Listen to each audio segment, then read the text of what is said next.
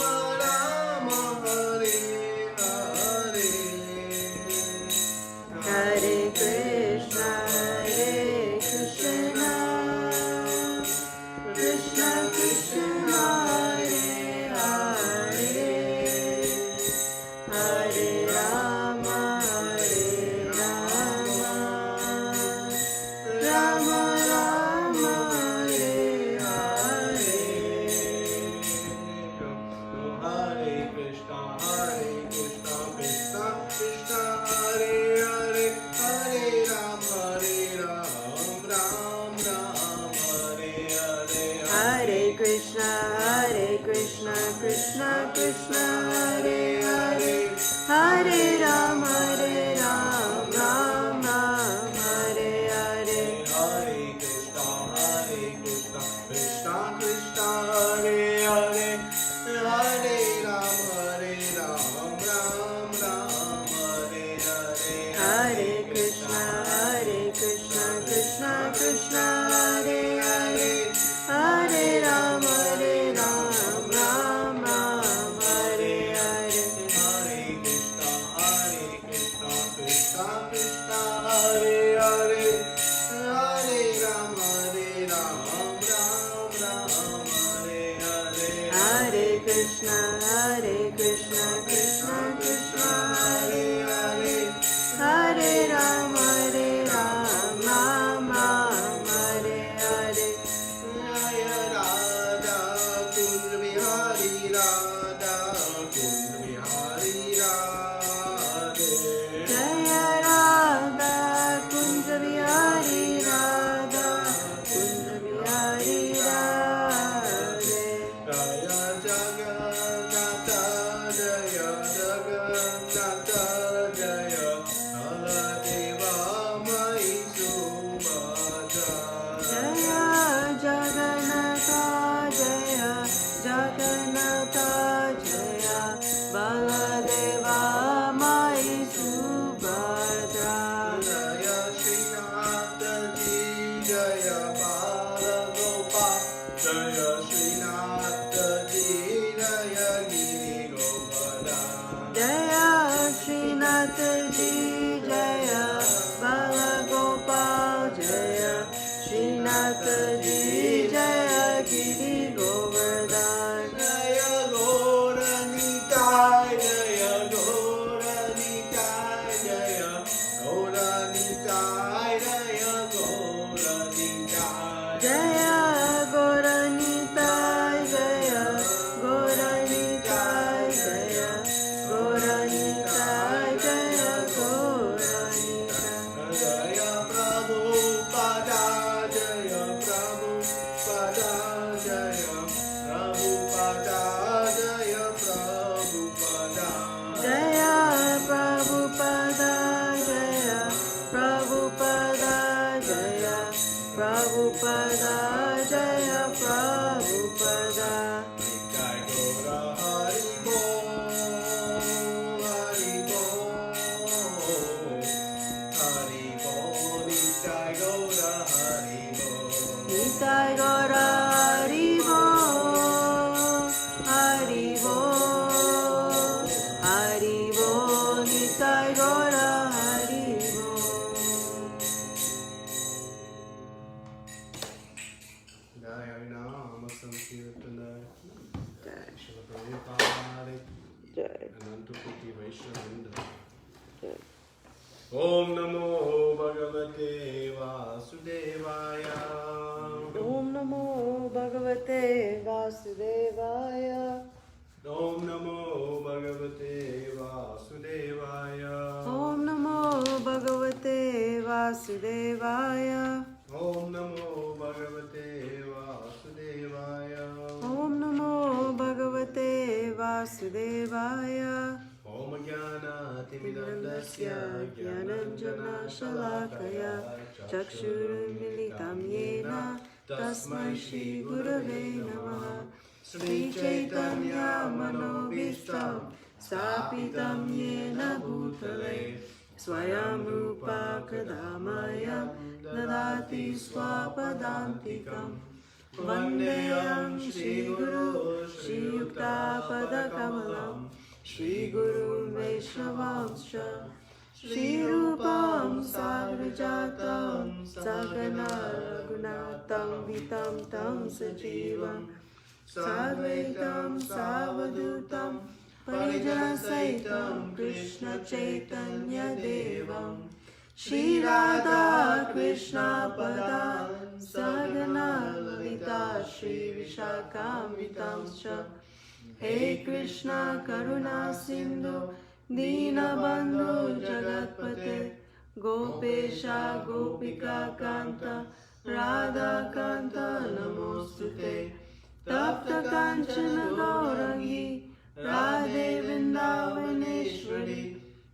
Vrishabhanusute Devi Pranamami Haripriye Vanchakalpatarubhyascha Kripa Sindhubhya eva cha Patitanam Pavanebhyo Vaishnavebhyo Namo Namaha Om Vishnu Padaya Krishna Prestaya Bhutale Srimate Bhakti Vedanta Swami Iti Namine Namaste Saraswati Deve Gauravani Pracharine Nirvishesha Shunyavadi Pashyata Deshatarine Jai Shri Krishna Chaitanya Prabhu Nityananda Shri Advaita Gadadara Shivasadi Gaura Bhakta Vrinda Hare Krishna Krishna Krishna Hare Hare Hare Rama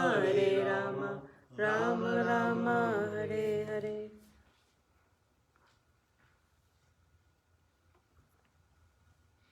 Hare Krishna, everyone. So, welcome to our Friday Bhakti Vriksha discussion. Hope everybody is doing well, staying safe. So, we're discussing today from chapter 12, verse number 6, and I guess 6 and 7 are combined, so it'll be verse 6 and 7 together we'll discuss. And Arjuna opened this chapter with the question about what is best, to worship the impersonal or to do devotional service. And Krishna has answered it that those who worship him in his personal form are most perfect, he says. And then in verses 3, 4, and 5, he begins to speak about the difficulties of the impersonal form of worship. It is very dry.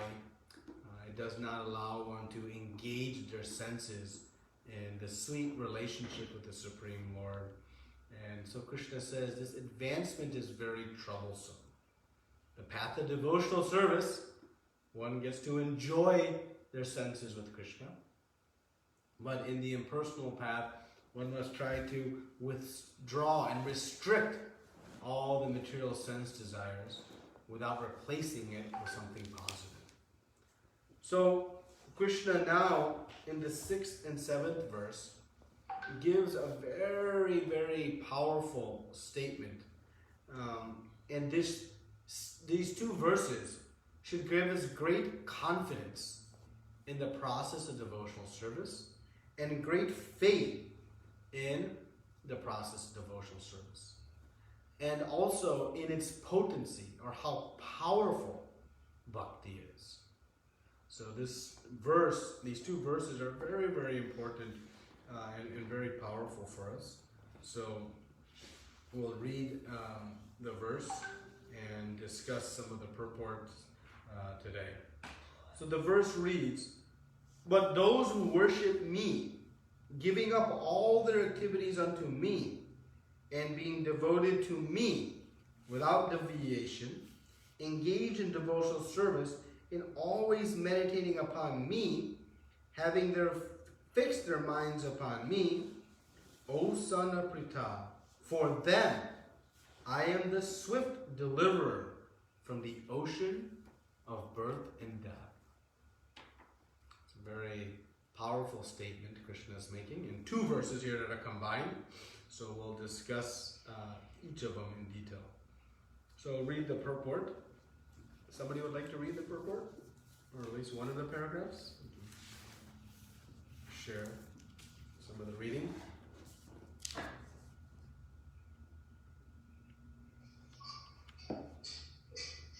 Purport?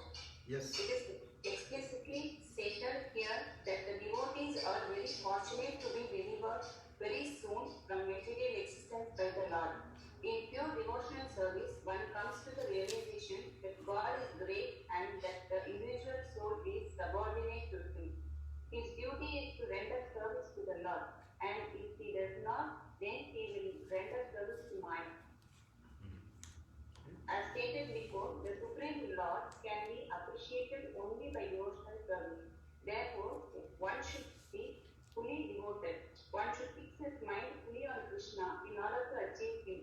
One should work only for Krishna. It does not matter in what kind of work one engages, but that work should be done only for Krishna. That is the standard of devotional service. A devotee does not desire any achievement other than pleasing the Supreme Personality of Godhead. His life's mission is to please Krishna, and he can sacrifice everything for Krishna's satisfaction, just as Arjuna did in the battle of the Kurukshetra. The process is very simple. One can devote himself in his occupation and engage at the same time in chanting Hare Krishna, Krishna Krishna, Hare Hare, Hare Rama, Rama Rama, Hare Hare. Such is the transcendental chanting attracts the devotee to the personality of Godhead. Next paragraph, someone wants to read?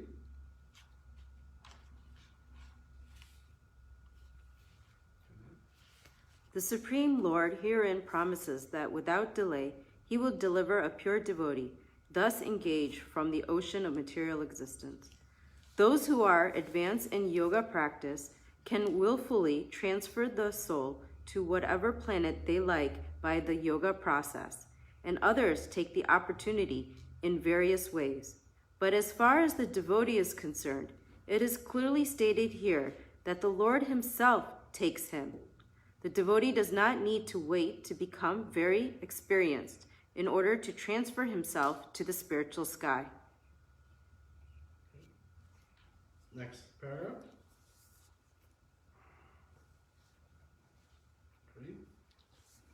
The purport of this verse is that a devotee does not need to practice Ashtanga Yoga in order to transfer his soul to the spiritual planets. The responsibility is taken by the Supreme Lord himself. He clearly states that he himself becomes the deliverer. A child is completely cared by his parents, and thus his position is secure. Similarly, a devotee does not need to endeavor to transfer him by a yoga practice to other planets. Rather, the Supreme Lord, by his great mercy, comes at once running on his bird carrier Garuda, and at once delivers the devotees from material existence. Although a man has fallen in the ocean, may struggle very hard, and may be very expertly in swimming, he cannot save himself. But if someone comes and picks him up from the water, then he is easily rescued. Similarly, the Lord picks up the devotees from material existence. One simply has to practice the easy process of Krishna consciousness and become fully engage himself in devotional service. Any intelligent man should always prefer the process of devotional service to all other paths. In the Narayana, this is confirmed as follows. The purport of this verse is that one should not engage in different processes or creative activities or cultivate knowledge about mental speculative processes. One who is devoted to the Supreme Personality can attain all the benefits delivered from other yogic processes, speculation, ritual sacrifices, charities, etc. This is the specific benediction of devotional service. Simply by chanting the holy name of Krishna, Hare Krishna, Krishna Krishna, Hare Hare, Hare Rama, Rama Rama, Hare Hare. A devotee of the Lord can approach the supreme destination easily and happily, but this destination cannot be approached by any other processes of religion. Last paragraph. Anybody wants to read?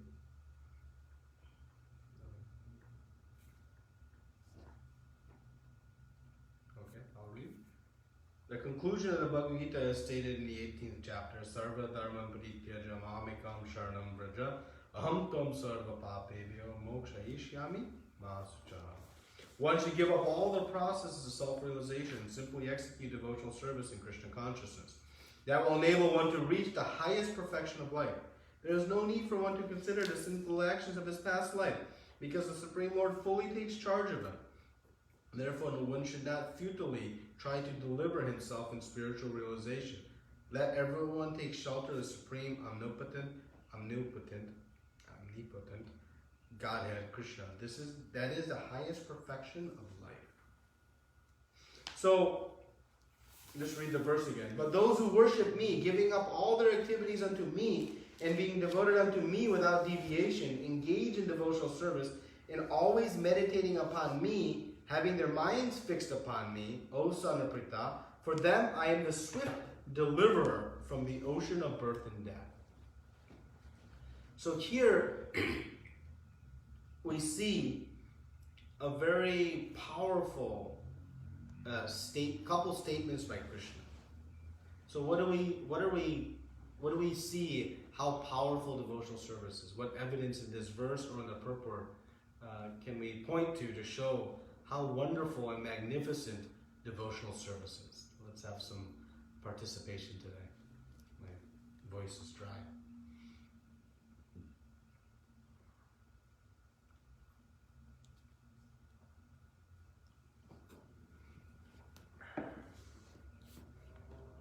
How powerful is devotional service?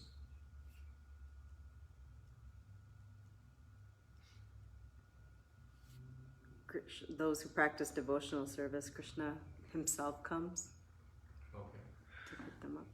Okay. So Krishna himself comes. Yes, Prabhuji? Most powerful, it's a direct access to Krishna. Direct access to Krishna. Yes. In what way? One step when you practice devotional service, one step towards him is 100 steps he takes towards you. Yes. And he's giving us the proof here in this verse, right? Yeah.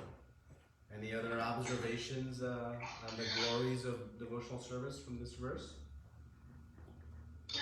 It would help us in the liberation of birth, death, and old age, disease. Yes, it will help us in the liberation of birth and death, old age and disease. Very nice. So, any other observations from this two verses here?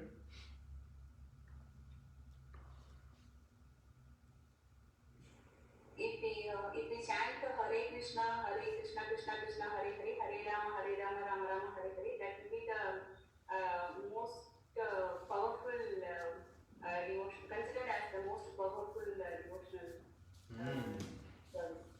Yeah, wonderful. So, devotional service is so powerful, and what's the most potent way to practice devotional service? Srila Prabhupada quotes the Mahamantra twice in this verse. And he says, simply by chanting. Right? A devotee can approach the supreme destination easily and happily. But then Prabhupada gives a caveat. But this cannot be achieved by any other process. So that's the exclusive result of bhakti. So, very nice. Any other comments on what you saw here, or what you heard? Any other observations? Anyone would like to share?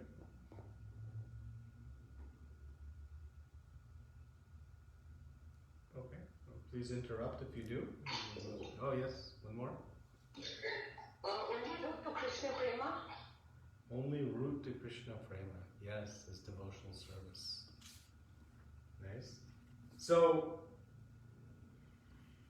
when Krishna says, or Prabhupada says here, his duty is to render service to the Lord. And if he does not, then he will render service to Maya. So, we have only two options. Either we're going to serve Krishna, or we're going to serve our senses through the illusory energy of Maya. We have only two options. And so we can choose which one we'll do. So here Krishna is saying that those who worship me, giving up all their activities unto me, being devoted to me without deviation, engaged in devotional service, and always meditating upon me, having fixed their minds upon me, then there is a result from that activity. So verse 6 is telling us the qualifications to achieve the result. Krishna says, I am the swift deliverer Now, this is a very powerful statement. Krishna does not say that you will be delivered. He could have said you will be delivered. He could have even said you will be delivered swiftly. Right? He could have arranged for the delivery. But instead he says, no, I am the swift deliverer. Now this is a spectacular statement Krishna makes. And Prabhupada comments on it. That rather the Supreme Lord, by his great mercy, comes at once, riding on his bird carrier Garuda, and at once delivers the devotee from material existence. It means Krishna comes himself to deliver his devotee. When one is drowning in an ocean, one must be picked up from that ocean in order to be saved. There's no other means. You can be the most expert of expert swimmers, but if you're in the middle of the ocean, unless someone comes and picks you up, you cannot be saved. And so Krishna is saying, I am the swift deliverer from this ocean of birth and death.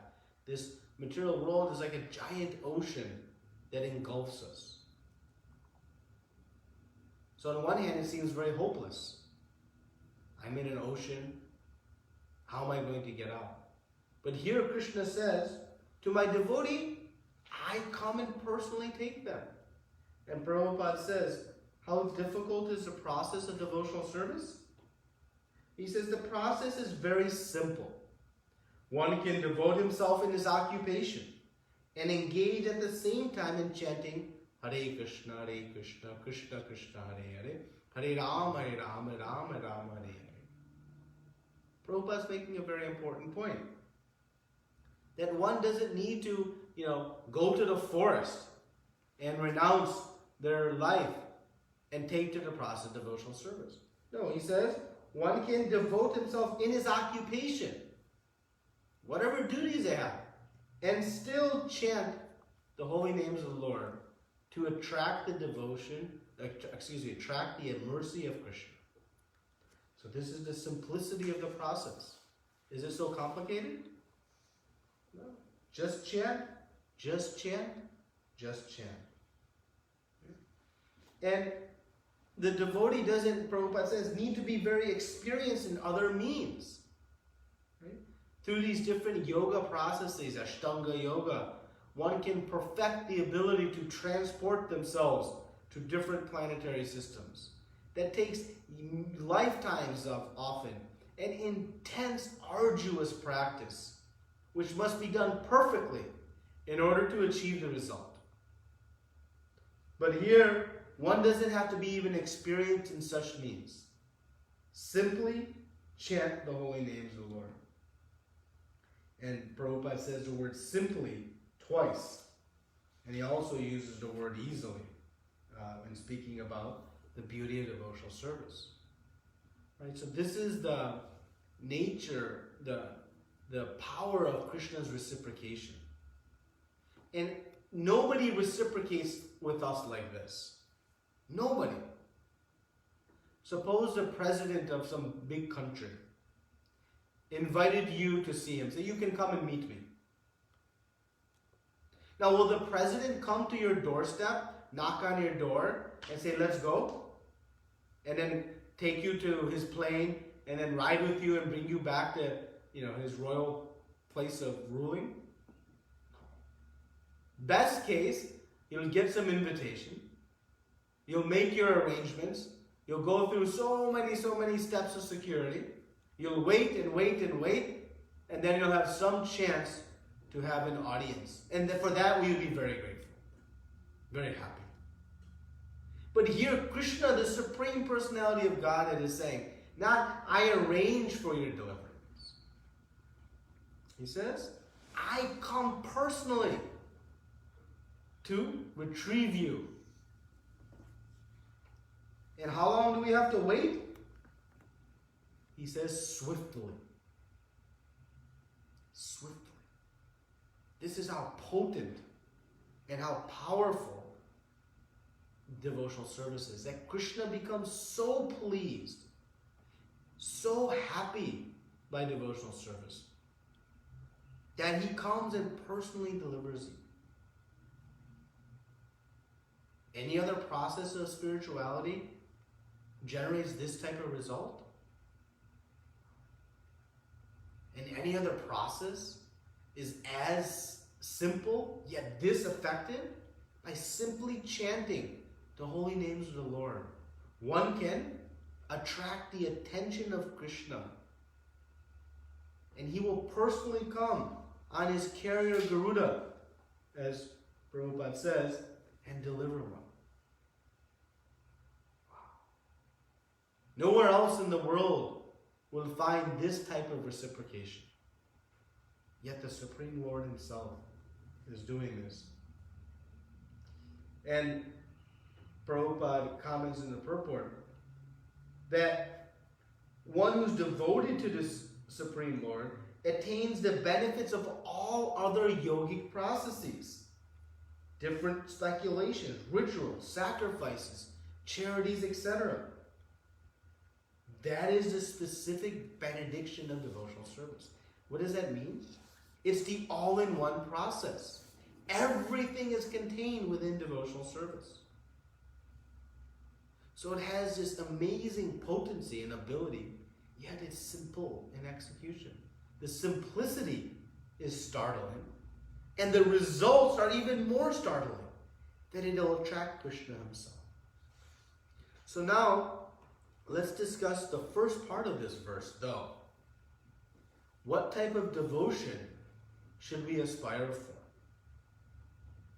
Those who worship me, giving up all their activities unto me, and being devoted to me without deviation. So now we get into what are the qualities of devotion that will attract this type of mercy. Because if we very casually worship Krishna, we may not get this type of reciprocation. So if we want to have Krishna and deliver us, how we should practice our bhakti, we get very clearly here explained in verse 6. So giving up all their activities to me. Why ultimately Arjuna should fight this war? What is the number one reason why Arjuna should fight this war? Let's see. What do we think? Krishna's given many reasons. But what is the number one reason why Arjuna should fight this war?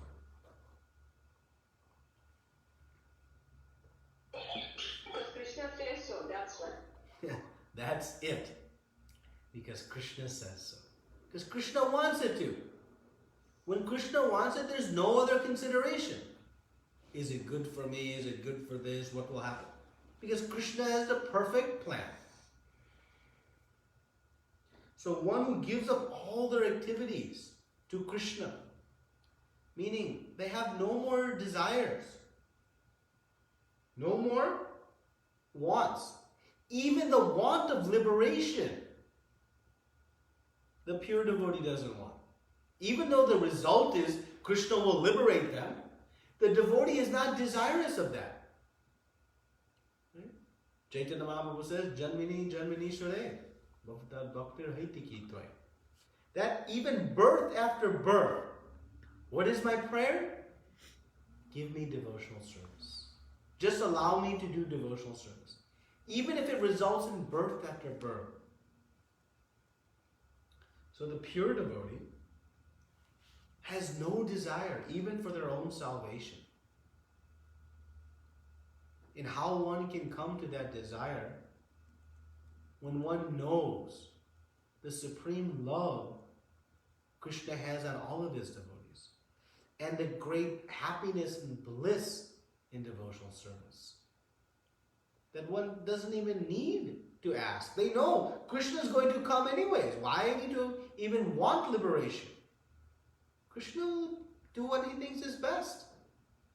I just want to enjoy devotional service. So this mood of surrendering even one's own desires is the sweet mood that really attracts Krishna's attention. Just like when a child renders service to mother, not because he wants ice cream, but because he's out of his love, just wants to help. In that mood, mother reciprocates so much more. So similarly, when we approach Krishna with this purity of heart, then there is no limit to the mercy. Even Krishna himself coming to deliver. And there's one very wonderful example of this mood of selfless service I like to speak about. I've told this a few times, but it's always nice to speak about, or at least I enjoy it. So when Krishna was coming of the age to begin to be able to herd the cows, we know we celebrate this pastime of Gopashtami. So Gopashtami is a big, big day, because from a very young age, Krishna and all boys in the cowherd villages are desiring when they'll have the chance to go and herd the cows. You know, as they're growing up, they're given some small responsibilities, and as they grow up a little bit more responsibilities, taking the calves in and around the property, you know, feeding the calves and taking care of them. But the real fun is to go out and take the herd of cows far into the forest and explore all the different lands and be, you know, free from home, right? What boy doesn't like to, you know, take on an adventure outside of the home? So like this, the cowherd boys, Krishna and Balaram and all the cowherd boys, were very eager and awaiting the day in which Krishna and Balaram were given the responsibility to herd the cows in the forest. Because they knew now all the boys could go to the forest all by themselves and do all kinds of fun. And so they were eagerly waiting and waiting and waiting.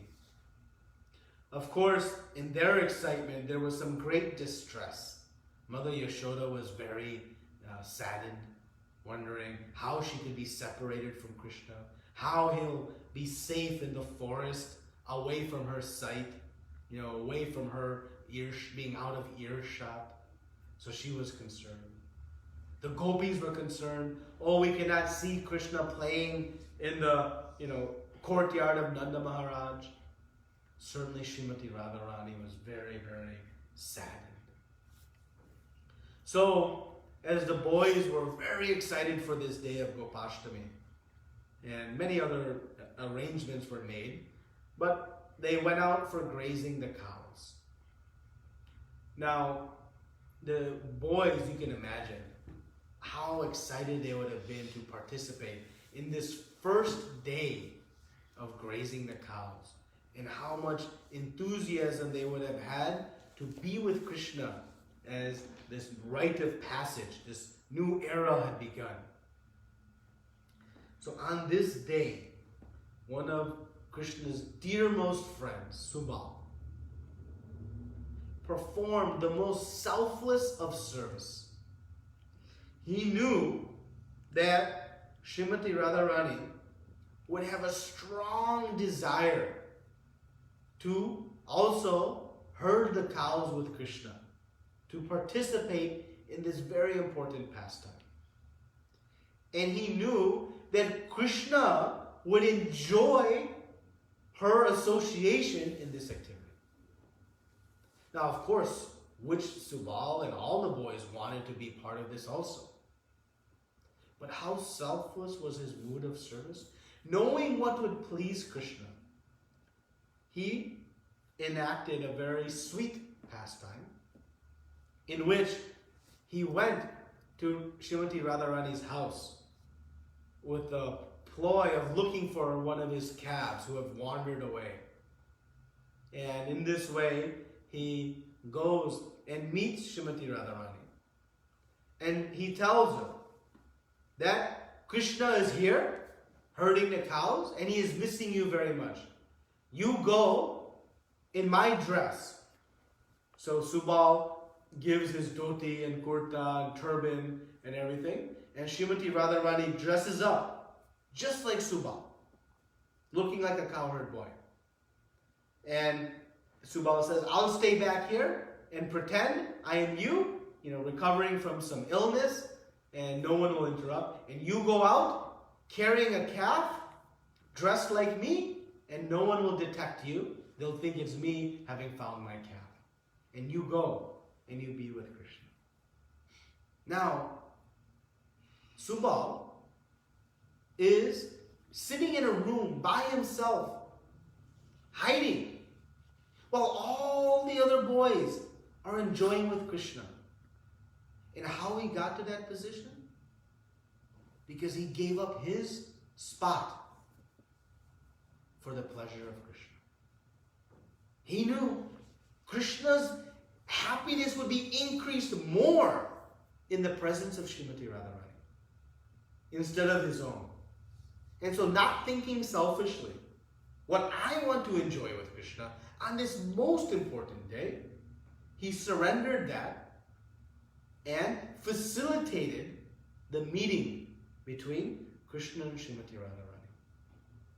Now, this is the sacrifice of one's desires for the service and pleasure of Krishna. So sweet is the mood of the devotee. And they enthusiastically perform these types of services because their happiness, Subal's happiness, was not based on his own. It was based on seeing Krishna happy. By knowing that Krishna was happy, he became very happy. And so this service was done very lovingly and easily, not begrudgingly.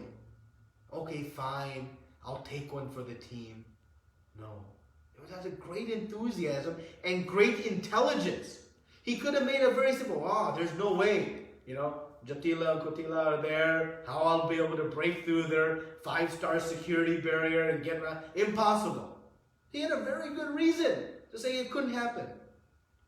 But he made it happen. Why? Out of his enthusiasm. Krishna says, being devoted to me without deviation. Subal was not deviated. Yes, there are obstacles. There are challenges in the process of devotional service. But the devotee perseveres, stays fixed, firm on the path, committed and determined. Even some obstacle comes, one uses their intelligence, their ability given by Krishna to see how I can manage through this.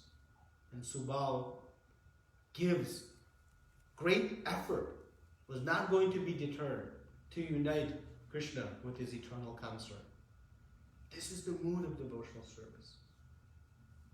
Always meditating upon me, fixing their mind upon me. The devotee is constantly meditating on Krishna. In our sadhaka platform, at least during the chanting of our japa, we can try as best as possible to fix our mind on Krishna. Yes, while the process is simple, Hare Krishna, Krishna Krishna, Hare Hare, Hare Ram, Ram Ram, Hare Hare. The process of fixing the mind is not so easy. But by good practice, by sincere endeavor, being committed without deviation, one can chant in this way. And when one serves Krishna so selflessly, without any motivation, like Subal, who is so determined, willing to overcome any obstacles, when one serves Krishna this way, fully fixed in mind on Krishna, Krishna becomes so pleased by this intense bhakti that he says, I swiftly deliver them from the ocean of birth and death. So attractive is this service that Krishna himself comes and delivers them. What more do we need to hear to fully surrender to this process of devotional service? It's so powerful, so sweet, so simple, full of bliss. Who wants to go to the forest and try to practice Ashtanga Yoga deep into the forest, meditating without any food, without any moving, sitting still. So difficult. Yet simply, we can just feast with Krishna, sing with Krishna, dance with Krishna. So many activities. Yes, currently we're doing online, but soon we'll again regain association and participate in these festivals. And the simplicity of this process yet has the powerful effect of attracting the attention of Krishna. Even the great material person would never come to our doorstep to take us back to their place. But Krishna, the Supreme Personality of Godhead, is coming. And we see this over and over in Srimad Bhagavatam for evidence and proof. And Srila Prabhupada says it in the purport. And Krishna himself says, I am the swift deliverer. So this is the potency of devotional service. And we can take to this process very seriously, without any deviation, fixing our mind upon Krishna with a selfless mood. And in doing so, one experiences the greatest of bliss, the greatest of happiness, and yes, one will be picked up from this ocean and taken back home, back to Godhead, despite one not even desiring it. So this is verse 6 and 7. Thank you very much. Srila Prabhupada ki jai. Nantapoti Vaishnavrinda. Any comments, corrections, additions, realizations, questions?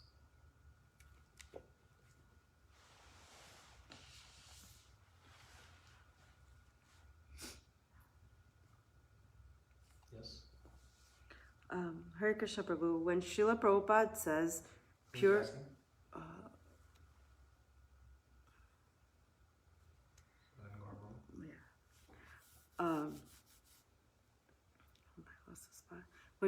When Srila Prabhupada says pure devotee engaged in devotional service will be delivered from material existence, may I know what about a neophyte devotee engaged in devotional service also can be elevated to spiritual planets despite having a lot of past deeds coming from millions of births? Well, Prabhupada says past deeds are irrelevant. Right? He quotes the verse, Sarva Dharmam Parityaja Mamikam Sharanam Vraja. And Prabhupada says there's no need for one to consider the sinful actions of his past life. Why? Because the Supreme Lord fully takes charge of him. Krishna is saying, I'm taking charge. So don't worry about the past. Now, what about the neophyte position? Krishna sees the endeavor of the devotee. Our desire should be to come to the platform of pure devotional service. Just desire. And Krishna will make it happen. But we should desire. Don't worry about our neophyte stage. Why? Because Srila Prabhupada gave the promise. He says, you just chant your 16 rounds and you stay in association, reading his books, and stay within ISKCON, and I will take you back home. And he says, I have the backdoor key. So we have the guarantee from Krishna's pure devotee. So yes, our journey towards pure devotional service may seem far and lofty and difficult. And it should out of our humility. But just have faith that if we have this desire to render pure devotional service and we remain humble that we are a tiny, insignificant spark of the Supreme Lord, desire and humility, then one rapidly makes progress. And Krishna here is saying, for them I am the swift deliverer. So this is the faith building for us. Yes, we may be a long way away from pure devotional service, but just stay determined to the process, following the instructions of Guru, Sadhu, and Shastra. And by doing so, one is assured full success of going back home, back to Godhead. And that is the guarantee Srila Prabhupada gave all of us. And so we are existing on His mercy.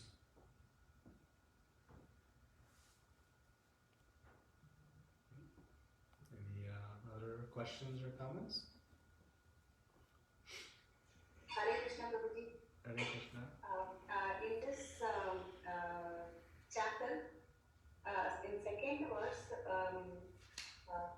it is mentioned that it is those who fix their minds on my personal form. So here the personal form referred as to which form, Prabhuji? Is it the four-handed Vishnu form or two-handed flute Krishna form, Prabhuji? Which form is it?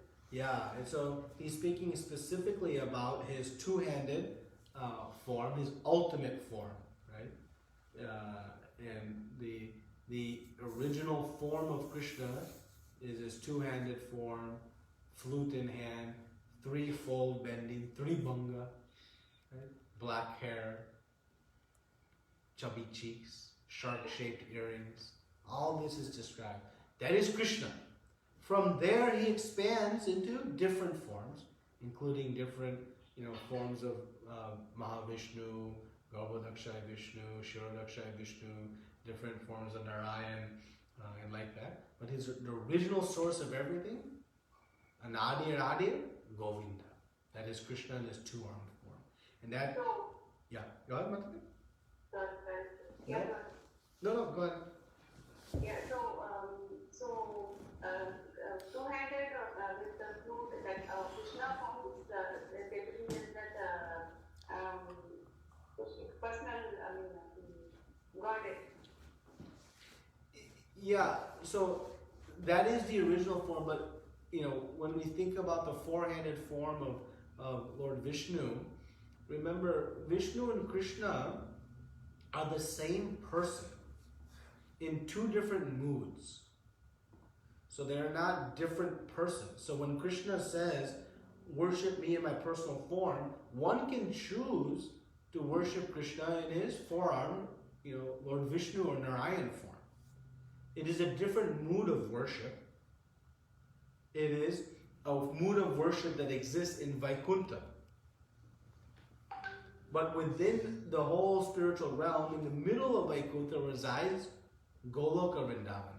And there Krishna in his two-armed form, his original form, exists. In Vaikuntha, he's present in his four-armed form. And what is the difference? The difference is in the mood of service. When one worships Krishna in his four-armed form, his Narayan form, it is in a mood of awe and reverence.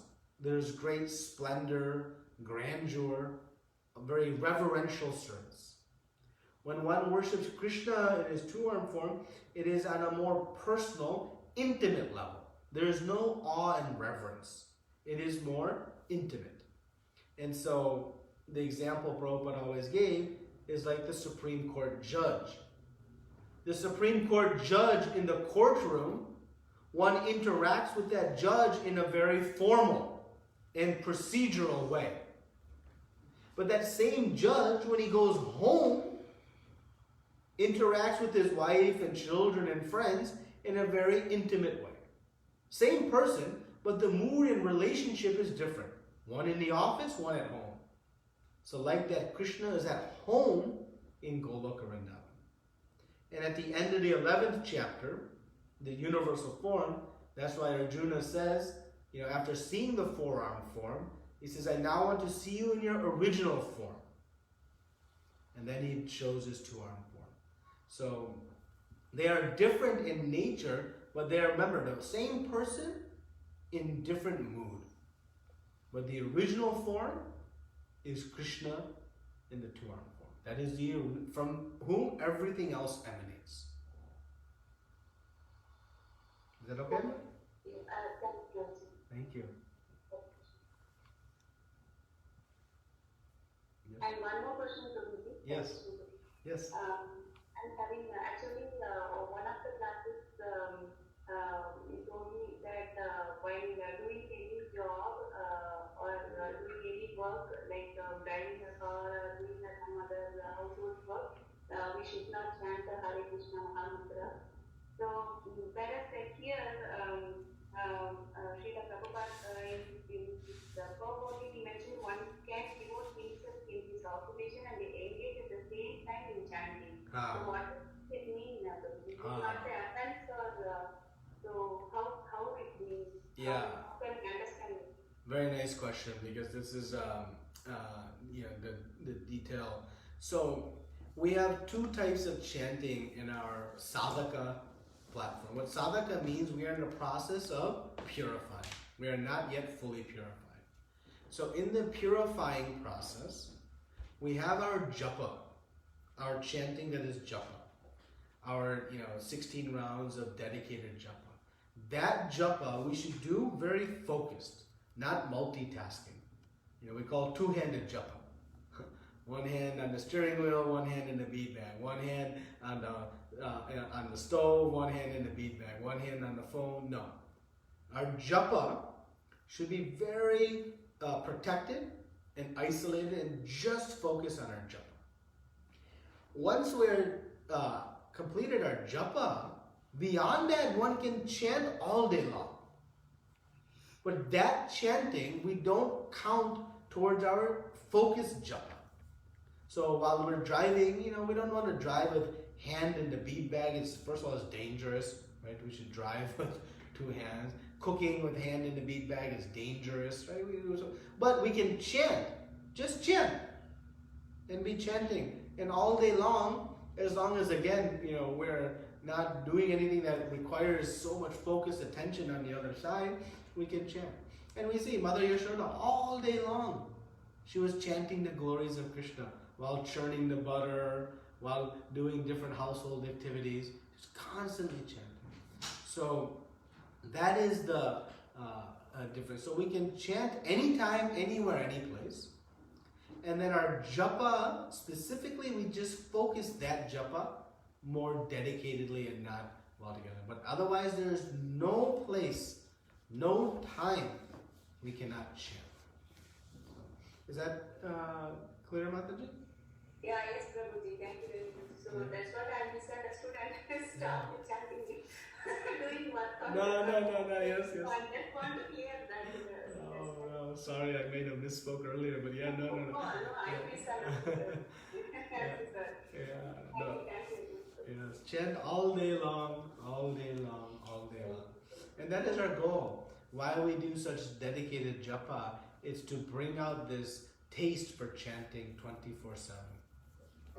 Okay. Hare Thank you. Krishna. Hare Krishna. Any other? Yes. Prabhu's asking, Hare Krishna, Prabhu. Does devotees in Grihastha ashram practice devotional service, finally reaches sannyasa, and will become a pure devotee in this lifetime? Or sincere devotees in Grihastha ashram themselves can become a pure devotee?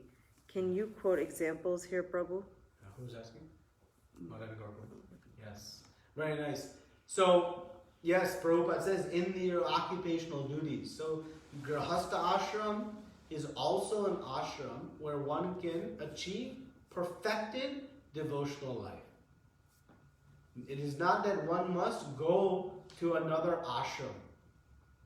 One is not required to go to sannyas ashram to achieve perfect devotional service.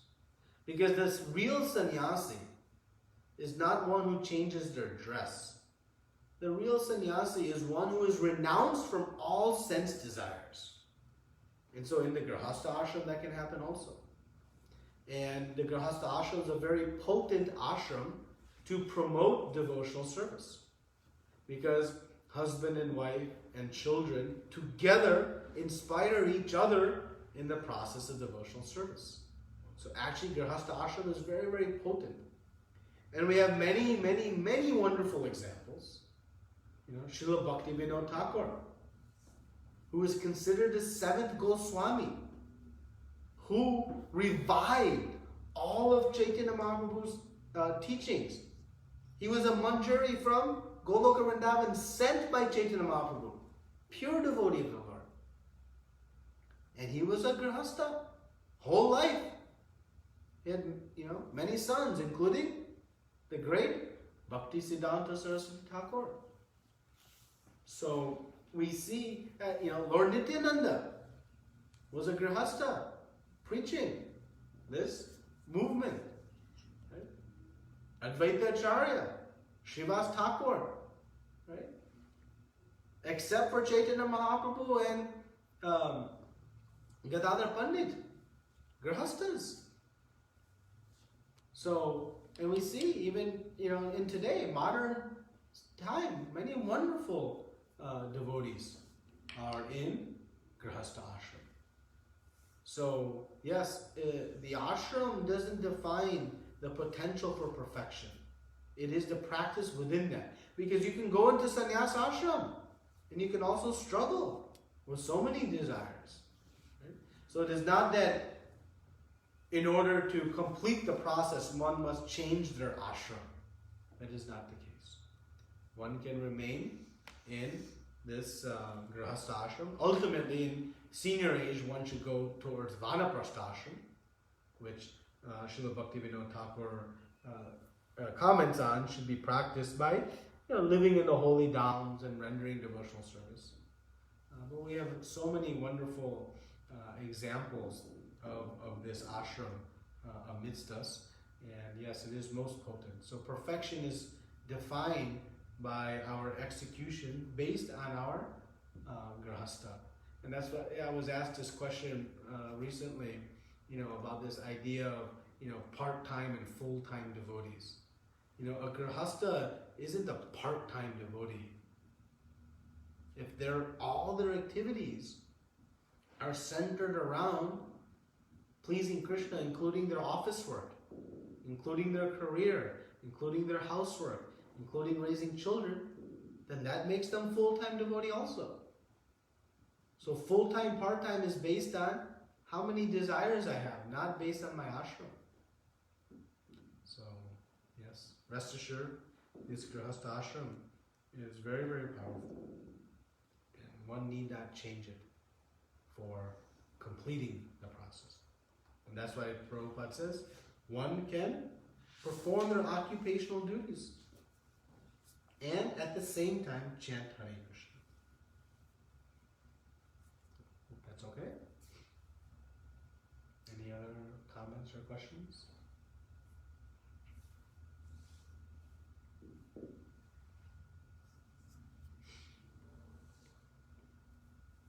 Okay, so if not, thank you very much. We'll continue discussing chapter 12 next week. Thank you very much. Srila Prabhupada ki jai.